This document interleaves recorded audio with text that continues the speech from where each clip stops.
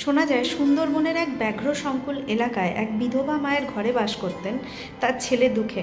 একদিন সেই দুঃখে তার দুই কাকার সাথে সুন্দরবনে মধু সংগ্রহ করতে যায়। সেই সময় তার মা তাকে বলে যে যদি জঙ্গলে কোনো রকমের বিপদে পড়িস তাহলে আরেকটা মায়ের নাম স্মরণ করবি, সেই মাই হচ্ছে বনবিবি।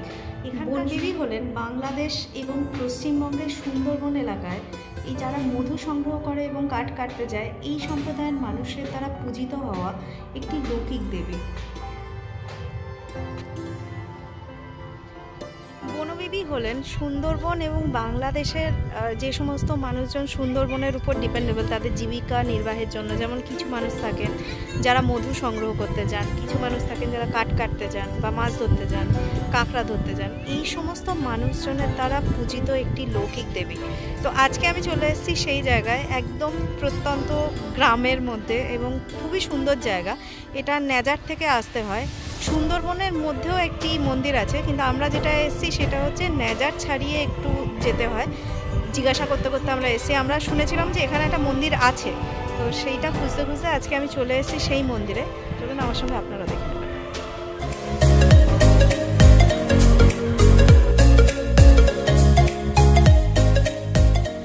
পশ্চিমবঙ্গ এবং বাংলাদেশের সুন্দরবন লাগোয়া এলাকার অধিবাসীরা মা বনবিবির পুজো করে থাকেন এবং এই মায়ের মন্দির সাধারণত সুন্দরবন লাগোয়া এলাকাতেই বেশি দেখা যায়।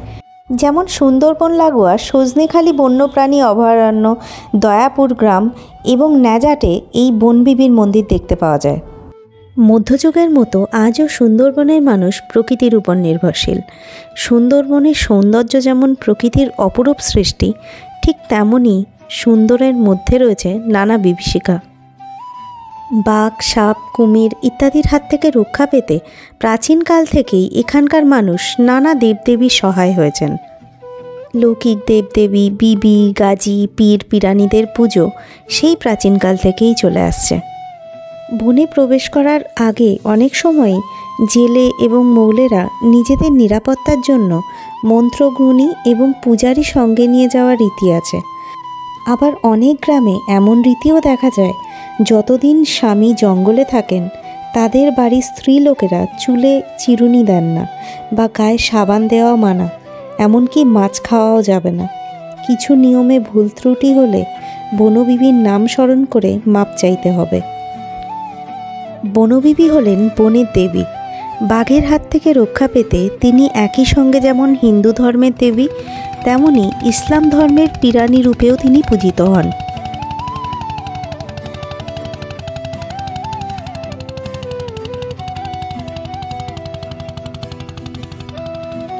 বনবিবির উৎপত্তির ইতিহাস নিয়ে নানা মতান্তর আছে। বনবিবি হিন্দু শাস্ত্রের মতে কালী, চণ্ডী, শীতলা, বনদুর্গা ইত্যাদি রূপে পূজিত হন। অনেকেই ভয় পান তাকে এবং তিনি হলেন অশুভ শক্তির বিনাশকারী। মতান্তরে অনেকে এটাও মনে করেন যে মক্কা থেকে আসা ইব্রাহিম ফকিরের মেয়ে হলেন বনবিবি। জঙ্গলেই সেই মেয়েটি বড় হয় এবং আস্তে আস্তে জঙ্গলের ভালো খারাপ তার নখদর্পণে চলে আসে। বাঘের হাত থেকে সেই মেয়েটি অনেক মানুষকে বাঁচাতে থাকেন। আমরা বারবার রাস্তা হারিয়ে ফেলছিলাম, মানে একবার সামনে এগিয়ে যাচ্ছিলাম, একবার পিছিয়ে যাচ্ছিলাম। তো এখানেই একজন যিনি লোকাল রয়েছেন তিনি আস্তে আস্তে আমাদের সঙ্গে হাঁটছেন, এখন আমাদেরকে দেখতে নিয়ে যাচ্ছেন। কারণ রাস্তাটা এই যে উঁচু রাস্তা, যেটা নদীর ধার দিয়ে যে রাস্তাটা দিয়ে বাইক যাওয়া যায়, এটা বাইকের থেকে বেশি আর কোনো গাড়িই যেতে পারবে না। এই রাস্তাটা এতটাই সরু। এবার সেটার থেকে আবার নিচে নেমে গিয়ে তারপরে এই মন্দিরটা, সেই কারণের জন্যেই আমরা এখন হেঁটে হেঁটে যাচ্ছি। আলটিমেটলি ওখানে বুঝতে পারলাম যে বাইক নিয়ে যাওয়া যাবে না, তো আমরা এবার হেঁটে এক্সপিডিশন শুরু করেছি। অবশেষে স্থানীয় এক মানুষের সাহায্যে আমি এবং আমার মামা দুজনে গিয়ে পৌঁছালাম গ্রাম্য প্রকৃতির মধ্যে অবস্থিত বনবিবির মন্দিরে।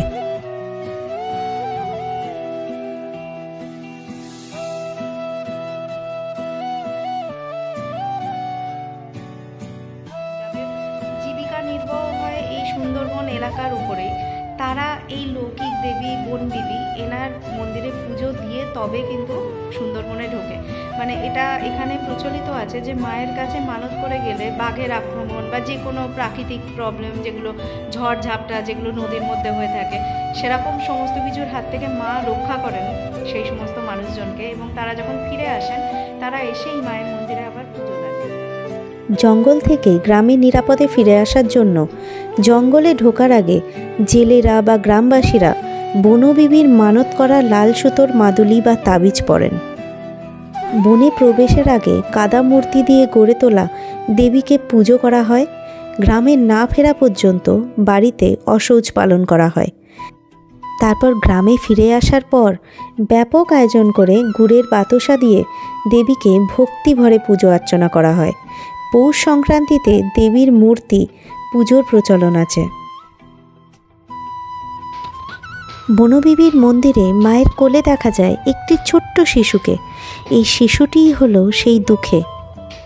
আর সুন্দরবন ব্যাঘ্র সংকুল এলাকা বলেই বাঘের প্রতীক দক্ষিণ রায়কেও মায়ের সাথে পুজো করা হয়। কোনো কোনো মন্দিরে তার দেবতা রূপও দেখা যায়।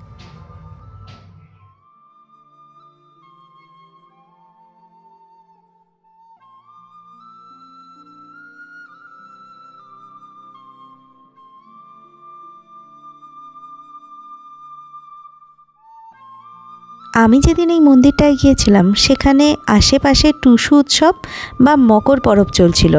এটি এখানকার একটি লোক উৎসব। টুসু হলো এক লৌকিক দেবী যাকে কুমারী হিসাবে কল্পনা করা হয়। সাধারণত কুমারী মেয়েরাই এই মায়ের পুজো করে থাকে।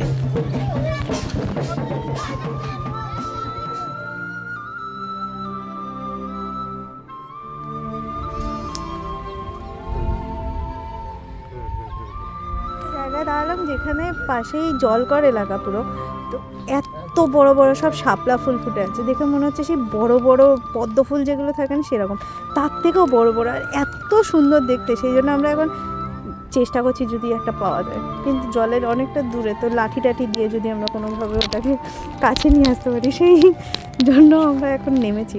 যতক্ষণ মালিক না দেখতে পায় তার মধ্যে যদি আমরা পারি একটা তুলে নেব।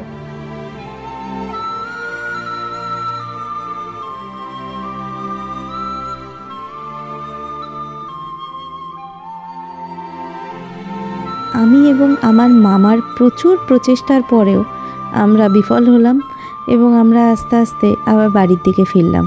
রাস্তায় দেখলাম টুসু মেলা বসেছে, তো ভাবলাম সেখান থেকেও একটু ঘুরে আসি।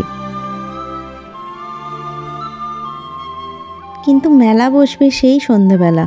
আমরা যখন গেলাম তখন দোকানপাতি সবই বন্ধ ছিল। তবু মাঠের থেকে একবার ঘুরে আমরা আবার চললাম আমাদের বাড়ির উদ্দেশ্যের দিকে। রাস্তায় আস্তে আস্তে আবার একটা নতুন জিনিস দেখলাম, সেটা হচ্ছে মোরগ লড়াই। গ্রামের মানুষজন তাদের মোরগগুলিকে নিয়ে এসছে লড়াই করার জন্য। যার মোরগ জিতবে অপরজনের মোরগ তার হয়ে যাবে, এটাই খেলার নিয়ম।